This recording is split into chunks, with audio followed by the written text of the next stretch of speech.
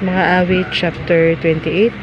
Sa iyo, O Panginoon, tatawag ako. Bato ko, huwag kang magpakabingi sa akin.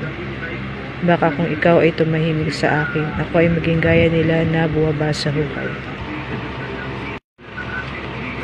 Dinggin mo ang tinig ng aking mga pananaim, pagka ako'y dumadaing sa iyo. Pagka aking iginagawad ng aking mga kamay, sa dako ng banal na sanggunian sa iyo.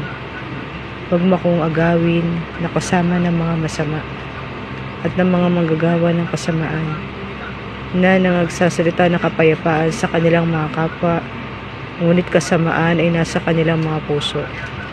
Bigyan mo sila ng ayon sa kanilang gawa at ng ayon sa kasamaan ng kanilang mga gawain. Gantihin mo sila ng ayon sa kilos ng kanilang mga kamay. Bayaran mo sila ng ukol sa kanila, sapagkat ayaw nilang pakundanganan ang mga gawa ng Panginoon. Ni ang kilos man ng kanyang mga kamay, kanyang ibabagsak sila at hindi sila itatayo. Purihin ang Panginoon, sapagkat nininig niya ang tinig ng aking mga pananaim.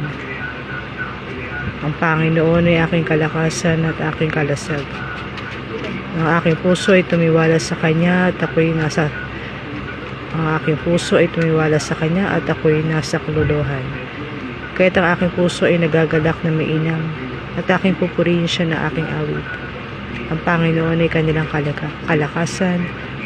Ang Panginoon ay kanilang kalakasan at siya'y kuta ng kaligtasan sa kanyang pinahiran ng langis.